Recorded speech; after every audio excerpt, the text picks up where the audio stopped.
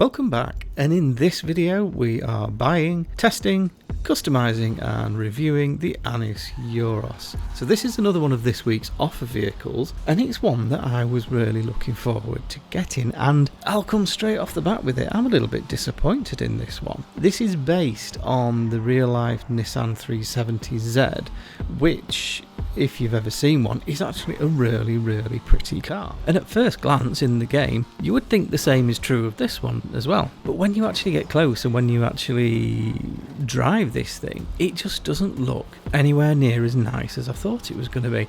It's almost like the model is unfinished. It just lacks detail and just doesn't feel quite right. It doesn't sit quite right for me. So yeah, that's one of the bad columns so far, and we've only just started the lap. So performance wise, it's okay. The handling is reasonable. It's nowhere near as good as the Jester RR, which is also on offer this week, and they are basically the same price. They're both just under $1 million. I think this one is about 800,000 and the Jester is around 900, so there's not much in it. But I have to say, based on that, the Jester is a much better buy. Now when it comes to customization, it is very similar to the Jester because it's a tuner's car. You get all the tuner's options, so there's loads of stuff you can do with the interior. You can change all the dashboard, you can add all the switches, go for a full racer feel if you want to.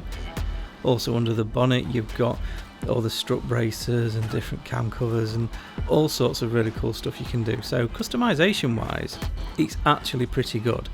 But to be totally honest, I still wasn't happy with how this one turned out. Now I've got to admit, the livery that I've left on it isn't helping.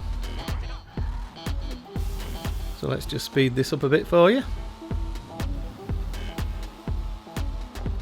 And off we go with the top speed test. So for those of you that are new, I drive a measured mile as quickly as possible, time that, do a little bit of simple maths, and that gives you a realistic top speed through traffic. And I'll be honest, I'm not expecting this one to be amazing. I won't see the final time until I do the edit, but you can feel that it's not as quick. In fact, it's so slow, I've got time to check the interior options while I'm just plodding along. But as you can see, you can do some pretty cool stuff with the interior there. And here's the top speed we managed to achieve.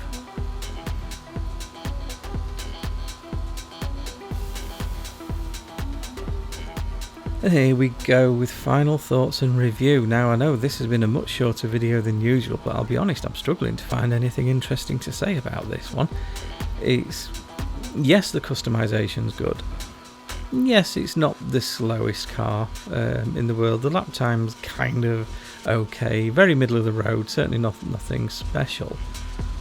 It's really difficult in a week where you've also got the Jester RR on sale.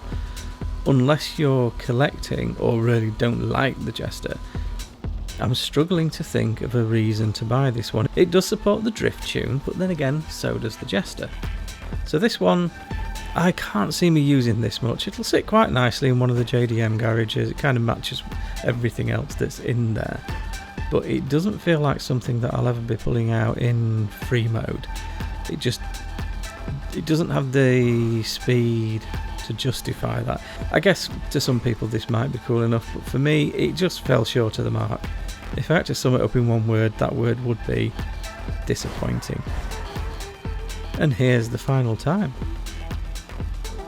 And as ever, here is the full list of all the times we've done so far, and you'll see this, despite it being just under 10-minute lap, it's still sitting pretty far down the leaderboard. So yes, this is not a quick car, not one I can really recommend unless, like I say, unless you're wanting to fill a JDM garage, in which case, you know, knock yourself out.